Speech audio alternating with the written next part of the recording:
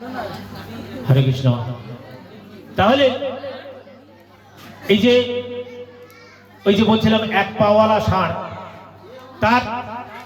তাকে যে প্রহার করছে রাজা পরীক্ষিত দেখতে পেয়ে সেখানে গেলেন এবং তাকে প্রথমে অনুনয় বিনয় করে বললেন যে তুমি এইরকম এক পায়ে ও জীবনযাপন করতেও কষ্ট হচ্ছে, তাহলে তা সত্ত্বেও তুমি এই দেখে তাকে আবার প্রহার করছো না, তুমি ওকে প্রহার করো না, তাতেও সে কোনো কর্ণপাত করছে না, সে তার কাজ করেই যাচ্ছে। তাহলে এই যে কাজ করে যাচ্ছে এবং কোনো কর্ণপাত না করে রাজা তাতে একটু আরো বেশি মনক্ষুণ্ণ হয়ে তাকে বারবার নিষেধ করছে, কিন্তু সে কোনো নিষেধেই সে কর্ণপাত না করে সে তার কাজ করেই যাচ্ছে। রাজা অবশেষে অনেক ধৈর্যের পরীক্ষা দিয়েও, ধৈর্যের পরিচয় দিয়েও বাধ্য হলেন তার তরবারি উত্তোলন করতে, তাকে হত্যা করে। ধার্মিক হওয়া সত্ত্বেও যখন সে কথা শুনছে না, তার কথা পালন করছে না, তখন বাধ্য হলেন তরবারি উত্তোলন করতে। তখন সেই দীর্ঘকায় লোকটি কি করলো, রাজার পায়ে পড়ল, হে রাজন, আমাকে হত্যা করবেন না, আমি আপনার কাছে জীবন ভিক্ষা চাইছি। তার জিজ্ঞাসা করছে যে তুমি ওকে মারছো কেন? কোনো উত্তর নেই। আর পাশে একজন শীর্ণকায় গাভী দাঁড়িয়ে দাঁড়িয়ে ক্রন্দন করছে, তাকে জিজ্ঞাসা করছে তুমি কাঁদছো কেন? রাজা জিজ্ঞাসা করছে, তখন সে বলছে আমি মাতা ধরিত্রী, আমি কলির চেহারা চরিত্র দেখে আমি ভয় পাচ্ছি, কি হবে কলিযুগে। তাহলে তার মানে যে লোকটি মারছে ওই এক পাওয়ালা ষাঁড়কে, ওই হচ্ছে কলি। কলির চরিত্র এটাই হবে, কেউ কারো কথা শুনবে না, কেউ কারো কথায় কর্ণপাত করবে না, অনাচার অধর্ম এটাই হবে প্রচলন। তাহলে আমি এই জন্য কাঁদছি যে কলিযুগের মানুষের কি হবে। তারপরে যে প্রহার করছে তার পরিচয় তো বলেই দিল যে ওই হচ্ছে কলি। তুমি কে? যাকে প্রহার করছো তুমি কে? সেই এক পাওয়ালা ষাঁড়।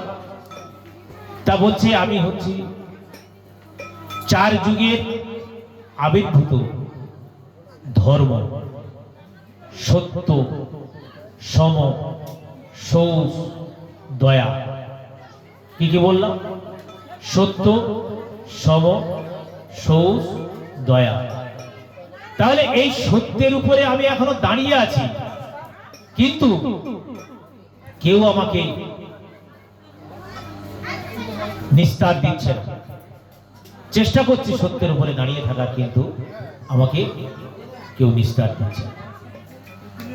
তখন তাকে বেশি করে প্রহার করার, হত্যা করার জন্য উদ্যত হলে সেই কলি তখন হাত জোড় করে বলছে, হে রাজন, আমি প্রাণ ভিক্ষা চাইছি, আমাকে মারবেন না, আমাকে একটু আপনার রাজ্যে থাকার জায়গা দিন।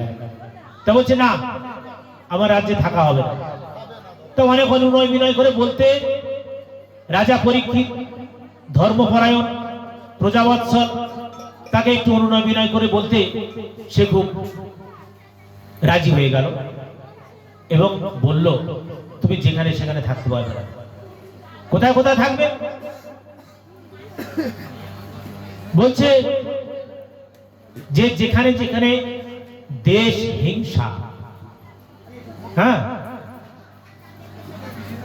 দেশ হিংসা হচ্ছে, প্রাণী হত্যা হচ্ছে, জুয়া তাস পাশা খেলা হচ্ছে, এই সব জায়গায়। তো হচ্ছে হে রাজন, আপনার রাজ্য তো এইসব জায়গাগুলো নেই। তখন বলছে তাহলে তুমি মণিকাঞ্চনে যাও, অর্থাৎ সোনা দানা। খুব সুযোগ পেয়ে গেল। রাজা পরীক্ষিতের মাথায় তোর সোনার মুকুট, হোক তা রাজনের উপর দিয়েই হোক। তখন কলি কি করলো, প্রথমেই রাজার সেই সোনার মুকুটেই প্রবেশ করলো। ওই যে বলেছে মণিকাঞ্চনে যাও, তা বলছে যে সেই মণিকাঞ্চনে অর্থাৎ সোনার মুকুটে যখন অবস্থান করলো কলি, রাজার মধ্যে দুর্বুদ্ধি চলে এলো। রাজা কি করেছে, মৃগয়ায় গিয়ে দেখে জঙ্গলের মধ্যে দীর্ঘ সময় মৃগয়া করতে করতে যখন পিপাসার্থ এক মুনি যে ধ্যান করছে, ধ্যানস্থ মুনি শৃঙ্গী, সেই মুনি ধ্যানস্থ অবস্থায় সেখানে বসে আছে। আর সেই মুনি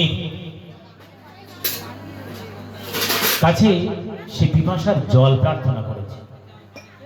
এই পিপাসার জল না পেয়ে রাজা কি করলো, রাজার মধ্যে দুর্বুদ্ধি চলে এলো। ওই যে কলি ঘর করেছে, কলি প্রবেশ করেছে, কিভাবে কলি প্রবেশ করছে, তাহলে রাজার মধ্যে দুর্বুদ্ধি এলো এবং সেখানে মৃত পচা গলা একটা সর্প, তার মধ্যে সে সেই জায়গার মধ্যে দেখতে পেল এবং সেই তার ধনুকের ডগা দিয়ে কি করলো, সেই মৃত পচা গলা সর্প নিয়ে মুনির গলায় জড়িয়ে দিল।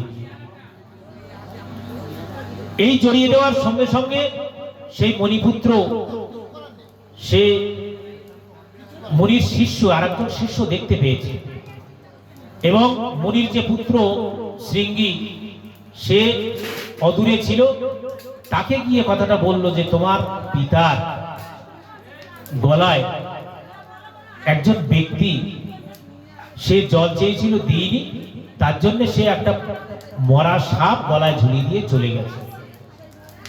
তাহলে এই শৃঙ্গী সেও কম যায় না, সেও ছিল খুব তেজস্বী। সে কি করলো, নদীর জল হাতে তুলে মন্ত্রপুত করে ভূমিতে ফেলে দিল এবং বলল যে আহম্মক, যে আমার পিতাকে এই ভাবে অপমান করেছে তাকে তার 7 দিনের মধ্যে মৃত্যু হবে। তাহলে এই যে 7 দিনের মধ্যে মৃত্যু হবে কিসের, কিভাবে, তক্ষক নাগের দংশন। তাহলে এইভাবে রাজা পরীক্ষিতের যদি মৃত্যু হয়, সেইভাবে অভিশাপ দিলেন। রাজন চলে এলেন তার রাজগৃহে। আর আসার পরে সেই শৃঙ্গিমণি তার পিতার কাছে এসে বলছে, হে পিতৃদেব, তোমার কোনো চিন্তা নেই, যে তোমাকে এইভাবে অপমান করেছে তাকে আমি অভিশাপ দিয়েছি। কি সর্বনাশ, কি অভিশাপ দিয়েছি? মুনিবর তো জানেন যে আমার পুত্রের কতখানি তেজ, তাই তিনি কি করলেন, সেই শৃঙ্গীকে বললেন যে কি অভিশাপ দিয়েছি? তো বলেছি যে যে কুলাঙ্গার তোমাকে এইভাবে অপমান করেছে তার 7 দিনের মধ্যে তক্ষক নাগের দংশনে মৃত্যু হবে। কি সর্বনাশ করেছিস তুই, এত বড় অভিশাপ দিলি? তাহলে এই অভিশাপ তো বাস্তবে পরিণত হবে। তাহলে যাকে অভিশাপ দিয়েছিস তাকে তো জানানো দরকার। খোঁজ খবর নিয়ে দেখলো রাজা পরীক্ষিতই এই কাজ করেছে।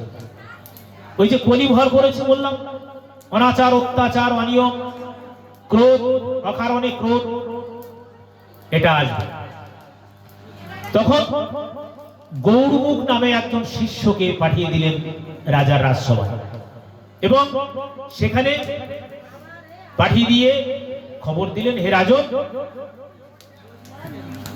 তার রাজসভায় গিয়েছে, গিয়ে দেখেন রাজা ওই তার রাজ দরবারে গিয়ে যখন মুকুটটা খুলে রেখেছে তখন কিন্তু তার মনে চলে এসেছে, সুবুদ্ধি চলে এসেছে। জঙ্গলে তোর মুকুট মাথায় যতক্ষণ ছিল ততক্ষণ দুর্বুদ্ধি কেন? মণিকাঞ্চনে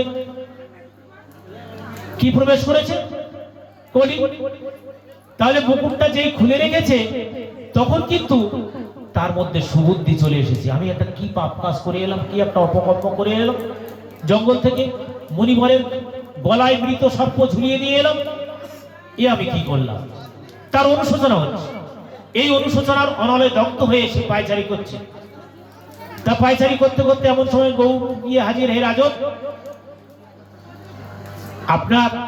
আপনি যে এই একটা অনাচার করেছেন না, এর জন্য মণিপুত্র শৃঙ্গী সে অভিশাপ দিয়েছে যে আপনার 7 দিনের মধ্যে তক্ষক নাগের দংশনে মৃত্যু হবে।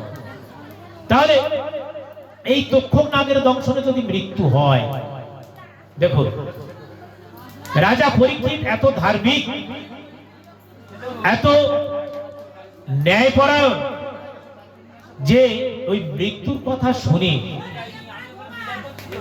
তিনি এক বিন্দু বিচলিত হননি, অনুশোচনার অনলে দগ্ধ হননি। সে আরো বেশি আনন্দ পেয়েছে, আনন্দিত হয়েছে। কেন আনন্দিত হয়েছে? তিনি তার তো পুণ্য কর্ম করে রেখেছেন আগে থেকে। এই ভাগবত কাহিনী, ভাগবত কথা, ভাগবত ঈশ্বরের নাম জপ, সাধন, ভজন, কীর্তন, শ্রবণ সবই করে রেখেছেন। খুব ধর্মীয় মনোভাবাপন্ন এবং সংসারের মায়া, বাহ্যিক মায়া, পুত্র পরিবার পরিজনের মায়া, এসবও রাজা পরীক্ষিতের মধ্যে ছিল না। তাই তিনি ওই কথা শুনে অক্লেশে নির্দ্বিধায় রাজ্য ত্যাগ করে রাজ্যভার তার পুত্রকে বুঝিয়ে দিয়ে সে এক বস্ত্রে একাসনে বেরিয়ে পড়লেন, যেখানে সেই 60,000 মুনির সভা হচ্ছে, ভাগবত সভা। সেখানে গিয়ে একটাই প্রশ্ন করলেন যে, হে মুনিবর, একজন মৃত্যু পথযাত্রীর করণীয় কি? একজন মৃত্যু পথযাত্রীর করণীয় কি? সেখানে তো 60,000 মুনি ছিল। সেই 60,000 মুনির মধ্যে কেউ কিন্তু সদুত্তর দিতে পারেননি। সবাই চিন্তিত, রাজার এই প্রশ্নে সবাই চিন্তিত। তিনি যখনই এই প্রশ্ন করেছেন, কেউ সদুত্তর দিতে পারলেন না। এমতো সময়ে সেইখানে হাজির হলেন একজন দীর্ঘদেহী, কৃষ্ণাঙ্গ এবং দিগম্বর হাজির হলেন সেই ধর্মীয় মহাসভায়। তিনি হচ্ছেন স্বয়ং চলন্ত ভাগবত বা জীবন্ত ভাগবত সুখদেব গোস্বামী। তিনি যখন গিয়ে হাজির হলেন, তাকে রাজা গুরু পদে আসীন করে তাকেই গুরু মেনে তার কাছেই প্রশ্ন করলেন যে, একজন মৃত্যু পথযাত্রীর করণীয় কি? তখন সুখদেব গোস্বামী বললেন যে, একজন মৃত্যু পথযাত্রীর করণীয় 3টি কাজ। কি কি? প্রথম কাজ হচ্ছে মৃত্যুকে ভয় না পাওয়া। কি বললাম? মৃত্যুকে ভয় না পাওয়া প্রথম কাজ। দ্বিতীয় কাজ হচ্ছে অনাসক্তিরূপ অসি দ্বারা আসক্তিকে ছেদন করা। অনাসক্তিরূপ অসি দ্বারা, অসি মানে হচ্ছে অস্ত্র, আসক্তিকে ছেদন করা। আসক্তি মানে মায়া। আর তৃতীয় কাজ হচ্ছে এই 7 দিন শ্রীহরিতে নিমজ্জিত হয়ে থাকা। হরি বল, হরি বল, জয় জয় নিতাই গৌর প্রেমানন্দে, হরি বল, হরি বল। তাহলে দেখুন, 3টে কাজ বলেছি, খুব শক্ত কাজ। প্রথম কাজ কি বলেছে বললাম? মৃত্যুকে ভয় না পাওয়া। তা মৃত্যুকে ভয় কে না পায়? এখানে আমরা যারা হাজির আছি সবাই মৃত্যুকে ভয় পাই। মৃত্যুকে ভয় পায় না এমন ব্যক্তি পৃথিবীতে নেই। কিন্তু আমি বলবো আছে। এই যেমন রাজা পরীক্ষিতের প্রমাণ দিচ্ছি, তিনি ভয় পান না। কেন পান না?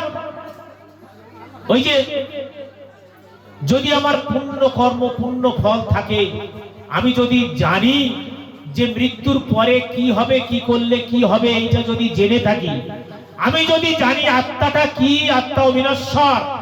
ওই যে গীতায় আছে, নৈনং ছিন্দন্তি শস্ত্রাণি নৈনং দহতি পাবক ন চৈনং ক্লেদায়ন তাপ ন শোষয়তি মারুত।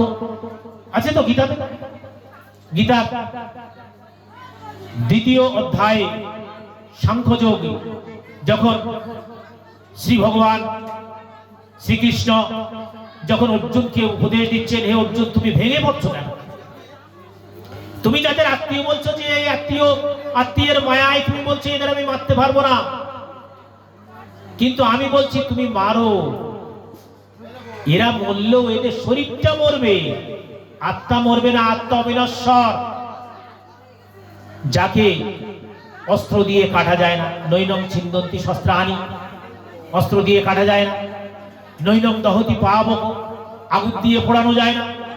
ন চৈনং ক্লেদায়ন তাপ, জল দিয়ে ভেজানো যায় না।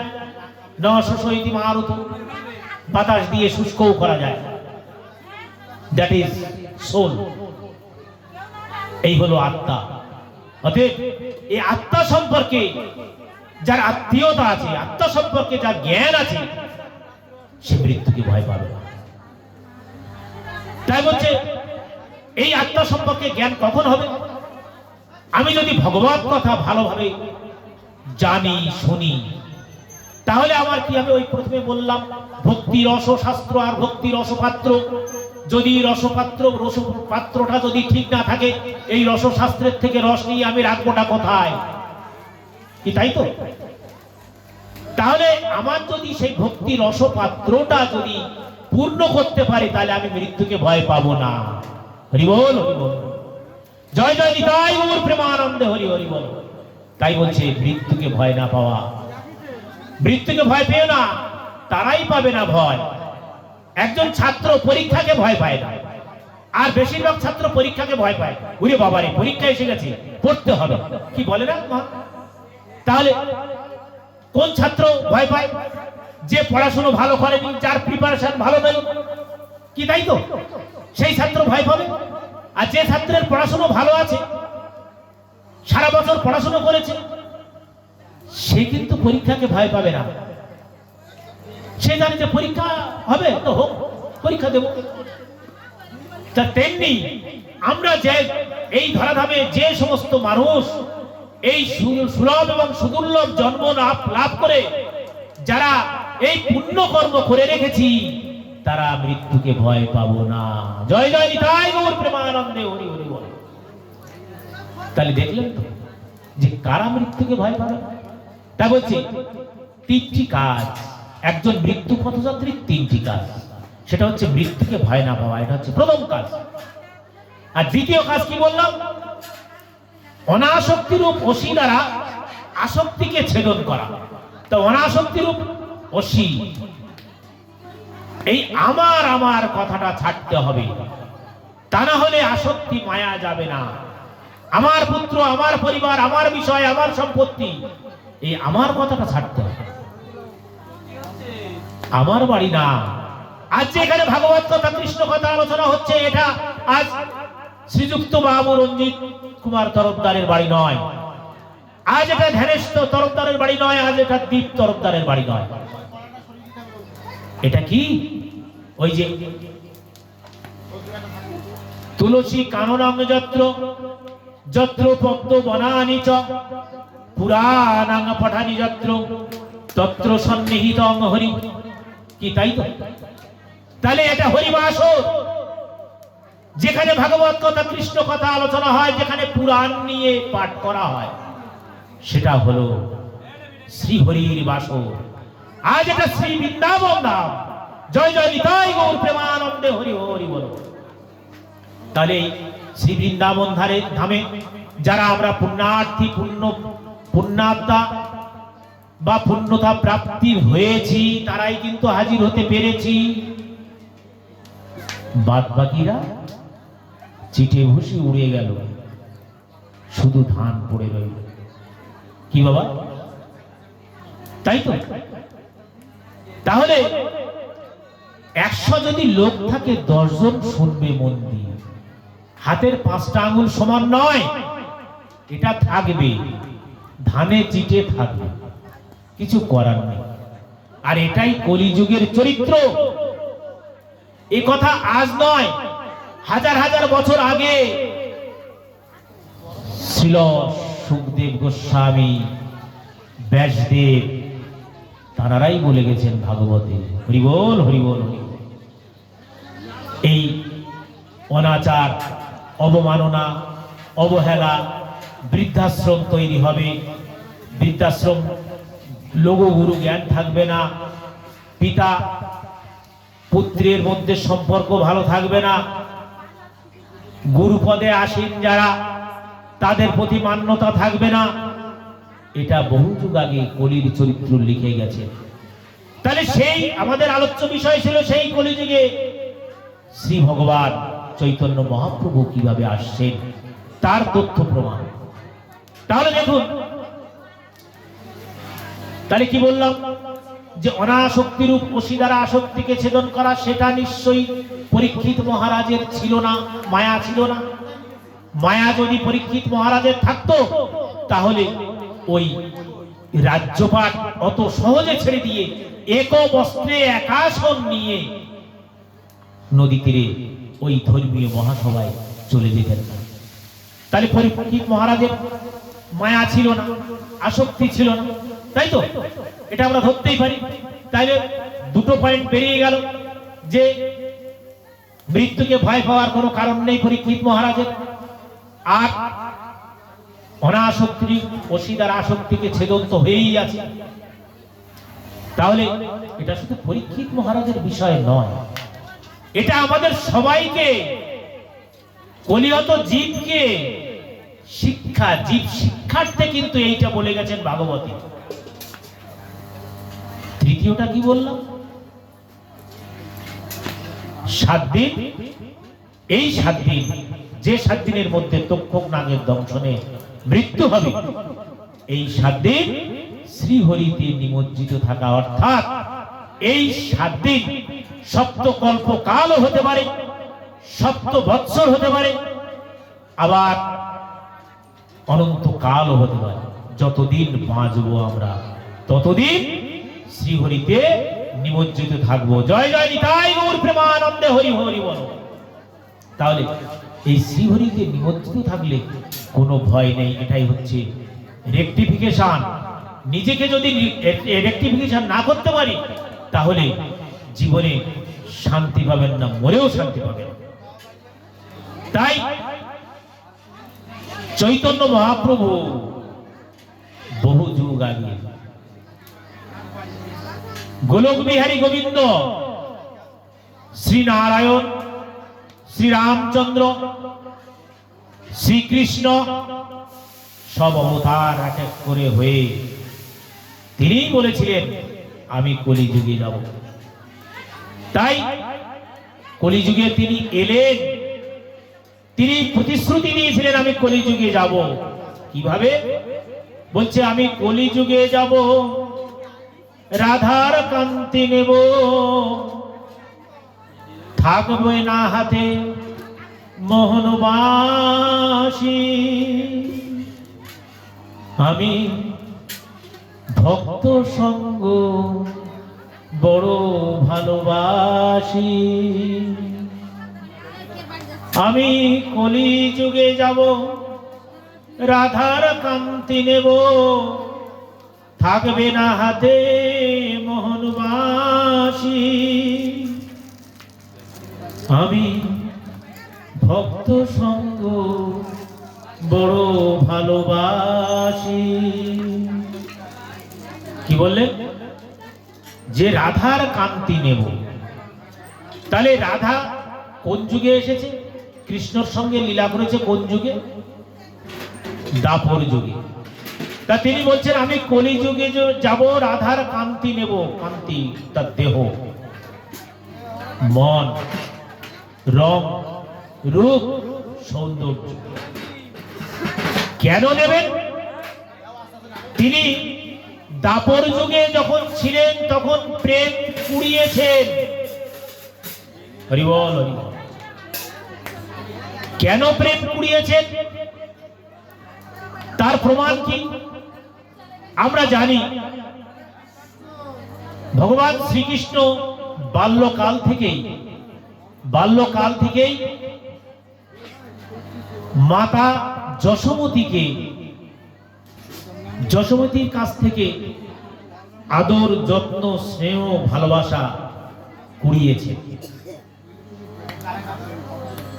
ব্রজ গোপীদের কাছ থেকে প্রেম কুড়িয়েছে, তার সখাদের কাছ থেকে প্রেম কুড়িয়েছে। কি কুড়ায়নি? দাপর যুগে কুড়িয়েছে। আবার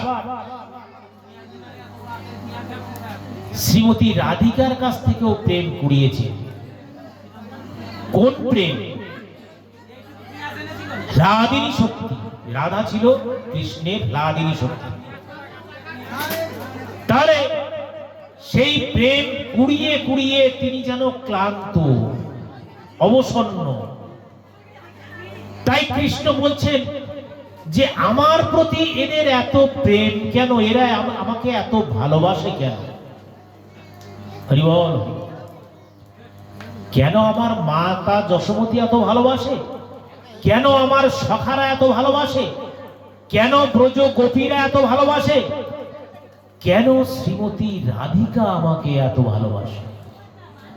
তাহলে আমাকে ওই ভক্ত আসনে যেতে হবে, গিয়ে বুঝতে হবে যে ভক্তের কি মহিমা।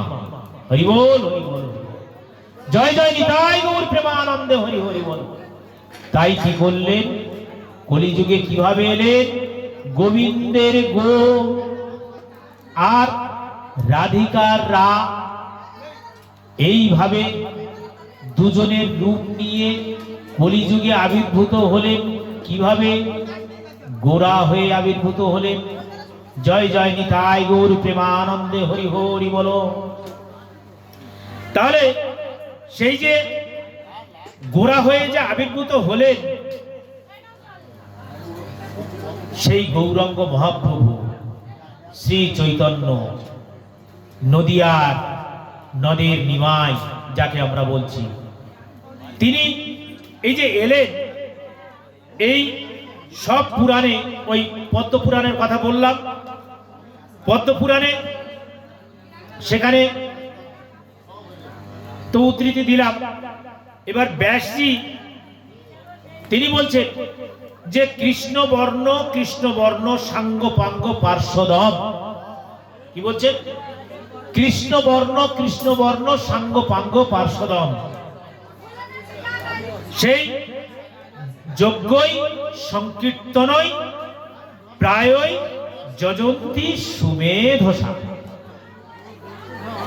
কৃষ্ণবর্ণ সাঙ্গপাঙ্গ পার্শ্বদম নিয়ে তিনি কলিযুগে আসবেন। কিভাবে? গৌর হয়ে। তাহলে এইটা তিনি ভাগবতে লিখলেন এবং জগতে এই যে গৌরহরি আসবেন কেমন ভাবে তিনি তাও বলে দিলেন, যে সাঙ্গপাঙ্গ পার্শ্বদ নিয়ে আসবেন। তাহলে চৈতন্য মহাপ্রভু যখন এসেছিলেন তার সাঙ্গপাঙ্গ পার্শ্বদ নিয়ে এসেছিলেন, সেটা আমরা বিভিন্ন গ্রন্থে প্রমাণ পেয়েছি। আর ওই যে পদ্ম পুরাণের কথা বললাম, আবার 18 পুরাণের অন্যতম শ্রেষ্ঠ পুরাণ হচ্ছে ব্রহ্মবৈবর্ত পুরাণ। সেখানেও বলছে আছে যে দারু ব্রহ্মরূপে লক্ষ্মীপতি হয়ে, দারু ব্রহ্ম সমীপস্থ লক্ষ্মীপতি হয়ে তিনি আসবেন। দারু ব্রহ্ম অর্থাৎ কি? দারু মানে কাঠ, কাঠের মূর্তি ভগবান। কে কে কাঠের মূর্তি? ভগবান শ্রী জগন্নাথ দেব। তাহলে বলছে দারু ব্রহ্ম সমীপস্থ সুমহি তলে তিনি আবির্ভূত হবেন। তাহলে সেই শ্রী জগন্নাথ ধামে তিনি উপস্থিত হয়েছিলেন। তাহলে সেই কত যুগ যে দারু ব্রহ্ম সমীপস্থ সন্ন্যাসী বিগ্রহ রূপে চৈতন্য মহাপ্রভু সন্ন্যাসী হয়ে গিয়েছিলেন। তো কোথায় গিয়েছিলেন? পুরী ধামে। পুরী ধামে গিয়েছিলেন এবং সেখানে 12 বৎসর দাঁড়িয়ে দাঁড়িয়ে ওই মন্দিরের সামনে প্রভুর নাম গুণকীর্তন শুনেছেন এবং তিনি সেখানে হাজির হয়েছেন এবং হা কৃষ্ণ করে তিনি নীলাচলে বিলীন হয়ে গেলেন। তাহলে এই পদ্মপুরাণেও আছে তার প্রমাণ, কলিযুগে তিনি আসবেন। ব্রহ্মবৈবর্ত পুরাণেও আছে তিনি আসবেন। ভাগবত পুরাণেও আমরা প্রমাণ পেলাম। সেটা এই বলছে, কি বলছে? স্বর্ণবর্ণ হেমাঙ্গ, অর্থাৎ সোনার মতো বর্ণ নিয়ে সন্ন্যাসী হয়ে অবশ্যই সন্ন্যাস ধারণ করবেন এবং কলিহত জীবকে ভাগবত মুখী করা তার মূল উদ্দেশ্য। সেই উদ্দেশ্য নিয়ে তিনি কলিযুগে আসবেন। এটা হচ্ছে ভাগবতের কথা। অর্থাৎ কে লিখলেন? আমাদের ব্যাসজি লিখলেন। কোন ব্যাসজি? শ্রীকৃষ্ণ দ্বৈপায়ন বেদব্যাস। তাহলে এই লীলায় তার চরিত্র বর্ণনা করেছেন যে কলিহত জীব, তিনি জীবকে উদ্ধার করা অর্থাৎ ভক্ত বানানো যার উদ্দেশ্য, তার উদ্দেশ্য এবং ভক্ত রূপে তিনি ওই কলিযুগে আবির্ভূত হয়েছে। তাই বলছেন যে আমি কলিযুগে যাব, রাধার কান্তি নেব, অর্থাৎ রাধার মতো ভক্ত হয়ে ভক্ত আসনে বসে ভক্তের জ্বালাটা অনুভব করবেন তিনি। তাই তিনি ভক্ত হয়ে এলেন। ভক্ত হয়ে আপনি আচারী ধর্ম জীবের শিখায়। তাই শিখিয়েছে তো যে কৃষ্ণ নাম করতে শিখিয়েছে, হরি নাম করতে শিখিয়েছে এবং কলিহত জীবকে পাপ কুণ্ড থেকে উদ্ধার অর্থে তিনি এসেছেন আমাদের এই কলিযুগে। তাই তিনি বললেন যে ভগবানকে কিভাবে ভালোবাসতে হয় সেটাও শিখিয়ে যাবেন। তাই শিক্ষা দিতে মহাপ্রভুর এই আবির্ভাব। তাহলে এই যে আমাদের যে গৌরহরি আসার উদ্দেশ্য কি সেটা তো বলেই দিলাম, যে তিনি গোলকের আনা রস নিয়ে তিনি কলিযুগে আবির্ভূত হয়েছেন এবং আবির্ভাব হয়ে কি তার উদ্দেশ্য ছিল সেটাও বলে দিলাম, যে মানুষকে ভাগবত মুখী করা, হরি নামে নিমজ্জিত করা, সাঙ্গ পাঙ্গ সমবেত হয়ে হরি নাম গুণকীর্তন করা, এটাই হচ্ছে তার উদ্দেশ্য।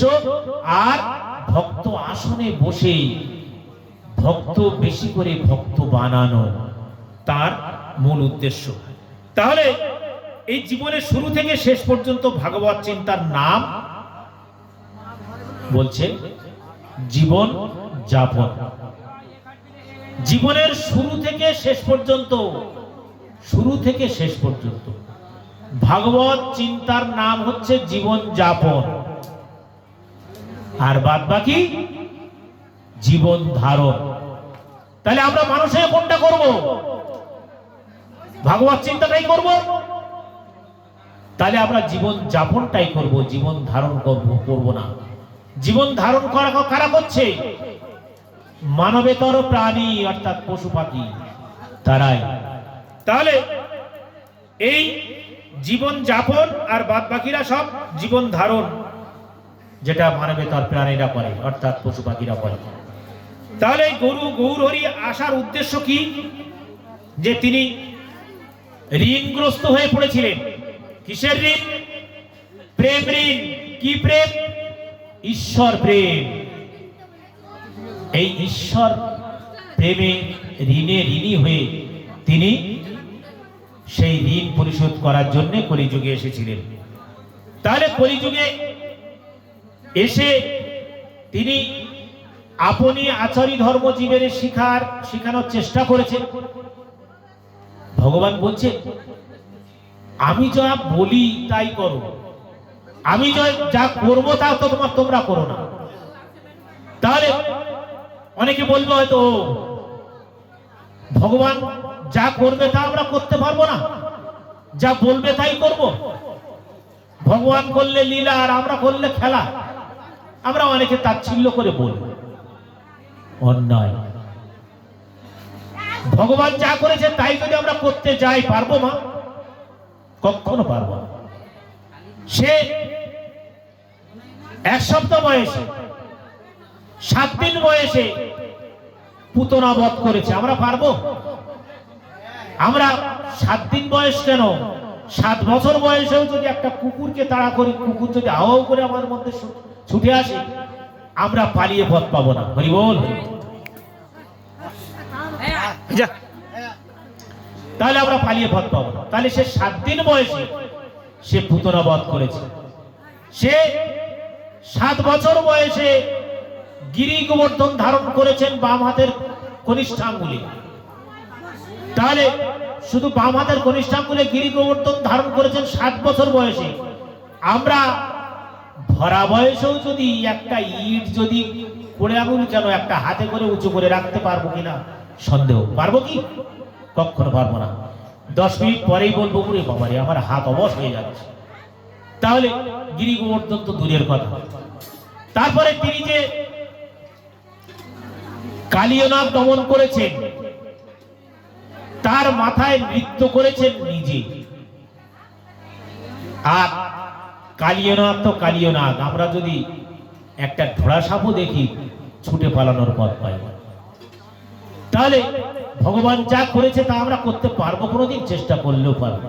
তাই ভগবান বলছেন যে আমি যা করি তা করো না, যা বলি তাই করো। তাহলে ভগবান যে কথা বলছেন সেই কথা বলছেন অনন্য চিন্তায় তোমাং যে জনা প্রপদ্যন্তে তেষাং নিত্যাভি যুক্তানাং যোগক্ষেমং মহামহম। যে অনন্য চিত্ত হয়ে আমার সাধন ভজন কীর্তন করে, আমাকে নিবেদিত প্রাণ হয়, তার যোগ আর ক্ষেম আমি বহন করি। তেষাং নিত্যাভি যুক্তানাং, নিত্য তার সঙ্গে যুক্ত হয়ে আমি তার যোগ আর ক্ষেম বহন করি। যোগ আর ক্ষেমটা কি?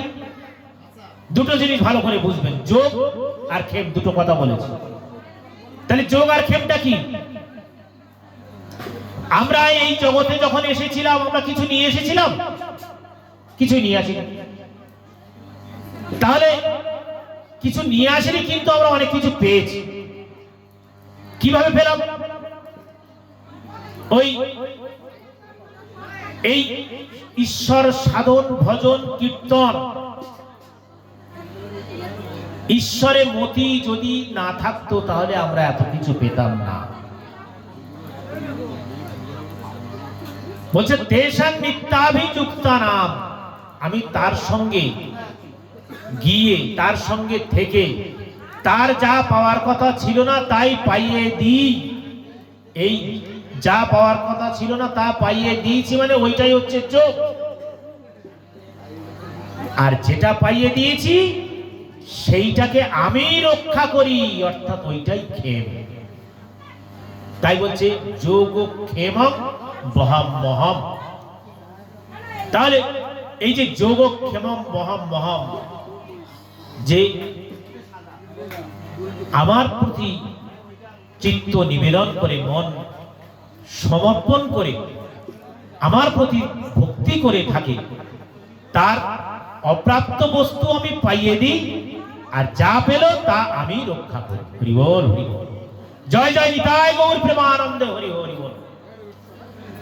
তাই বলছেন যে আমি যা বলি তাই করো, যা করি তা করো না। তাহলে এই যে দেখুন, পুতনা বধ হলো ঠিকই, বধ করেছে ঠিকই, কিন্তু পুতনা কিন্তু মাতৃগতি পেয়ে গেল। অনেকে হয়তো প্রশ্ন করবে বা ব্রজ গোপীরাও প্রশ্ন করেছিল, এক সময় মনে করেছিল, বা কুরুক্ষেত্র যুদ্ধের পরেও অনেকে প্রশ্ন করেছিল, বা এখানে যারা ভক্তমণ্ডলী আমরা আছি তারাও, তাদের মনেও আমাদের প্রশ্ন আসতে পারে। কি প্রশ্ন? এই যে পুতনা বধ হলো, সে তো ছিল রাক্ষসী, রাক্ষসী হয়েও সে মাতৃগতি পেল। কিভাবে পেল? দেখুন, কুরুক্ষেত্র যুদ্ধেও যারা মৃত্যুবরণ করলো তারাও, তাদেরও গতি হলো। দুর্যোধন দুঃশাসন এদেরও গতি হয়েছে তো না হয়নি? হয়েছে। তাহলে ভগবান এইখানে অর্জুন একটা প্রশ্ন করছে ভগবানের কাছে, হে কৃষ্ণ, সবারই তো মৃত্যু হচ্ছে, যারা তোমার সাধন ভজন কীর্তন করছে তারাও মরছে, আর যারা করছে না তারাও মরছে, তাহলে তোমার নাম শুধু শুধু খামোখা করতে যাবে কেন? তোমার পথ অনুসরণ করবে কেন? তোমার মত অনুসরণ করবে কেন? কি প্রশ্নটা যুক্তিযুক্ত আছে নাকি? না, যুক্তি আছে। ভগবান বলছেন যে অর্জুন, তুমি খুব উত্তম প্রশ্ন করেছ। দেখো, বিড়ালের ইঁদুর ধরা দেখেছ? তাহলে হ্যাঁ। তা বলছে একই মুখ একই দাঁত দিয়ে ইঁদুর যখন ধরে, তখন ইঁদুরকে কামড়ে রক্তপাত করে ছিন্ন বিচ্ছিন্ন করে সে ভক্ষণ করে, অর্থাৎ কষ্ট দেয়, তাই তো? আবার ওই একই দাঁত একই মুখ দিয়ে তার সন্তানদের এক স্থান থেকে আরেক স্থানে স্থানান্তরিত করে, অর্থাৎ নিরাপদ আশ্রয়ে লুকিয়ে রাখে। কি রাখে তো? তাহলে দেখো, দাঁত একই মুখ একই, কিন্তু পরিণাম দুটোর আলাদা। একটা ছিন্ন বিচ্ছিন্ন করে কষ্ট পেয়ে প্রাণ ত্যাগ করছে, আর একটা নিরাপদ আশ্রয়ে চলে যাচ্ছে। তা যারা আমার সাধন ভজন কীর্তন করছে তাদের মৃত্যু হলেও তাদেরকে আমি সঙ্গে করে বৈকুণ্ঠে নিয়ে যাই, আর যারা সাধন ভজন করছে না, মৃত্যুবরণ করছে, না করেও মৃত্যুবরণ করছে, তাদেরকে আবার পুনর্মূষিক ভব 84 চক্রে আবার চলে আসে। আর যারা সাধন ভজন কীর্তন করছে তাদেরকে আমি ওই বৈকুণ্ঠে স্বয়ং নিজেই নিয়ে যাই। জয় জয় নিতাই গৌর প্রেমানন্দে, হরি হরি বল। তাহলে দেখুন, মানে ওই যে রাজা পরীক্ষিত কি বলেছে যে 7 দিন শ্রীহরিতে নিমজ্জিত থাকে, ওটা 7 দিনটা একটা রূপক, 7 দিন না, সপ্ত কল্পকাল, সপ্ত জনম, সপ্ত বর্ষ বা সপ্ত শতবর্ষ হতে পারে। অর্থাৎ ওই যতদিন বাঁচব প্রভুর নাম শ্রবণ কীর্তন ভজন পূজন আরাধনা সবই করব। এসব করার জন্য তো আমাদের প্রভু ব্যবস্থা করেছে। নাম করার জন্য জিহ্বা দিয়েছে, মুখ দিয়েছে, অন্তর দিয়েছে, প্রণাম করার জন্য, কীর্তন করার জন্য হাত দিয়েছেন, সেবা করার জন্য হাত দিয়েছে, তীর্থে যাওয়ার জন্য, মন্দিরে যাওয়ার জন্য, প্রভুর কাছে যাওয়ার জন্য 2টো চরণ দিয়েছে, প্রভুর নাম শ্রবণ করার জন্য কর্ণ দিয়েছে, দর্শন করার জন্য চক্ষু দিয়েছে, আর কি দেবে? আর প্রভুর প্রতি মন রাখার জন্য সুন্দর একটা হৃদয় দিয়েছে। হরি বল, জয় জয় নিতাই গৌর প্রেমানন্দে, হরি হরি বল। তাহলে দেখুন, সব থাকতেও আমরা অবহেলা করি, অবজ্ঞা করি, সেটা কিন্তু আমাদের মনুষ্য ধর্মের কর্তব্য নয়, এবং আমাদের প্রতিজ্ঞা প্রতিশ্রুতি যা দিয়েছিলাম সেটা ওই এর মধ্যে পড়ছে না। সাধন ভজন পূজন কীর্তন করলে তবেই আমাদের প্রতিজ্ঞা পালন হবে। তাহলে এই যে আমাদের চৈতন্য মহাপ্রভু যে শর্ত দিয়ে এলেন ধরাধামে, তিনি বলছেন যে ভক্ত আসনে আমাকে ভক্ত হতে হবে। তার প্রশ্ন হচ্ছে, রাধারানী আমাকে ভালোবেসে কেন সুখ পান? ব্রজ গোপীরা আমাকে ভালোবেসে কেন সুখ পান? ব্রজ বালকেরা আমাকে সখারূপে পেলে কেন সুখ পান? সেটাই আমাকে জানতে হবে এবং ভক্তরূপে কলিযুগে আবির্ভূত হতে হবে। তাই তার এই বিভিন্ন প্রমাণ বিভিন্ন গ্রন্থে, বিভিন্ন পুরাণে আমরা পেয়েছি।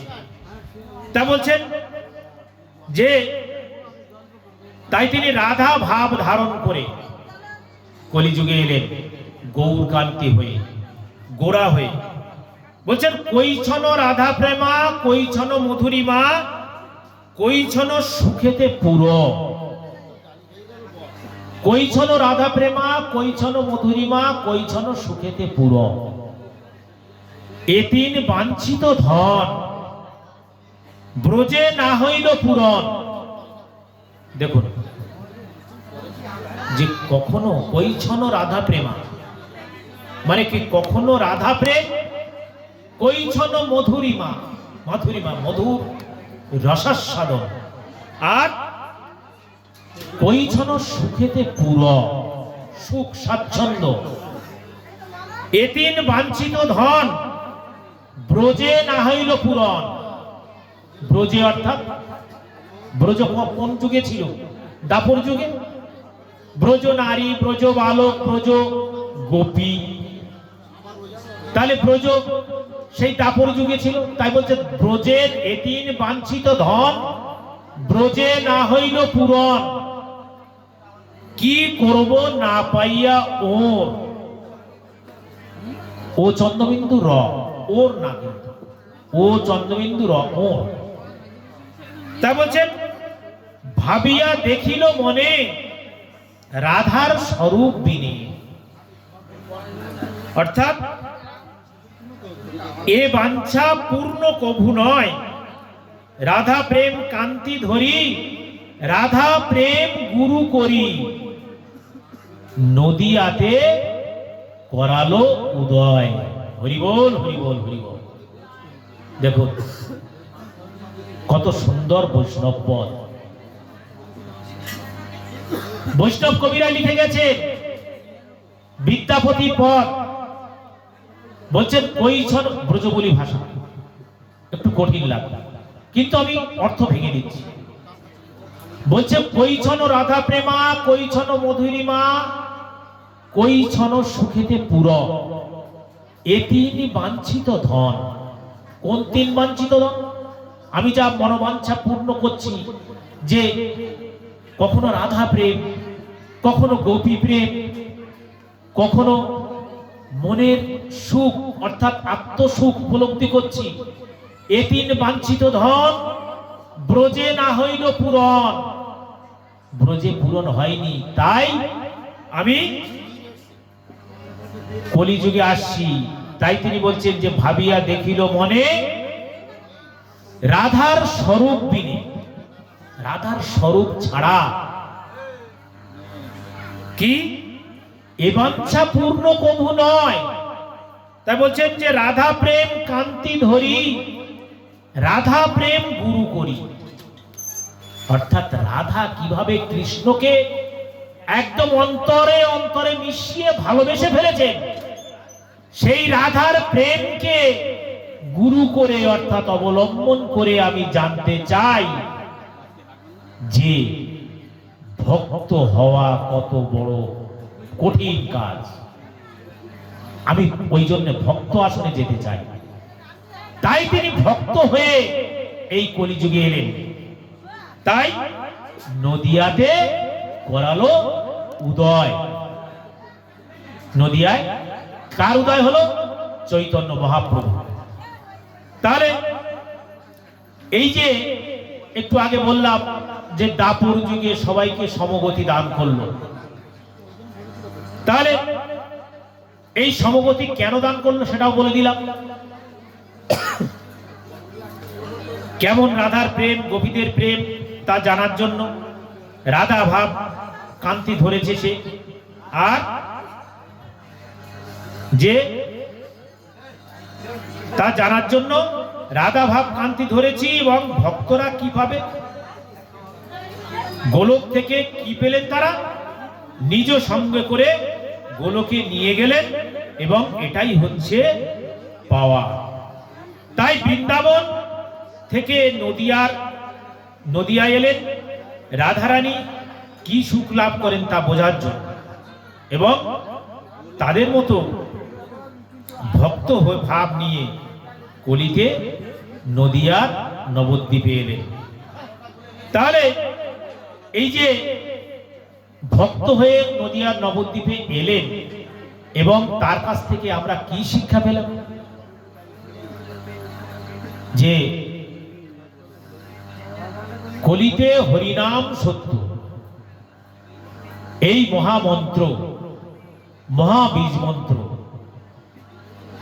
যে যুগে যে অবতার চৈতন্য মহাপ্রভু অবতার হয়ে এসে তিনি শিখিয়ে গেলেন হরিনাম।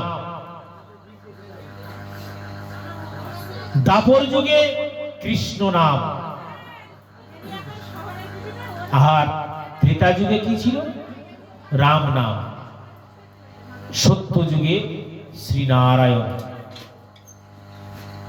নারায়ণ নমস্কৃত্য নরস্নৈব নরোত্তমম দেবীং সরস্বতীং ব্যাসতত জয় মুদিরয়ে। সত্য যুগ। ত্রেতা যুগে শ্রীরামচন্দ্র। সেখানে শ্রীরামচন্দ্রের কত বড় ভক্ত ছিলেন শবরী, সেটাও আমরা কম বেশি জানি।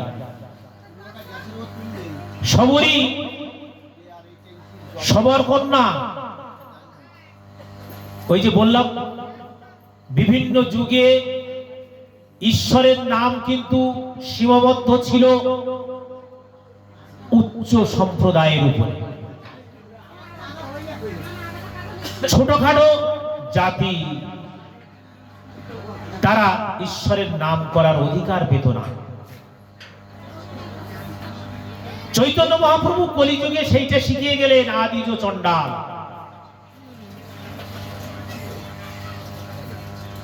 বলছেন যে চণ্ডাল হবি দ্বিজ শ্রেষ্ঠ হরিভক্তি পরায়ণ। তাই বলছেন কলিযুগে চণ্ডাল হবি দ্বিজ শ্রেষ্ঠ হরিভক্তি পরায়ণ। চণ্ডাল হোক, যদি সে হরিভক্ত হয় তাহলে সে ব্রাহ্মণ থেকেও শ্রেষ্ঠ হয়।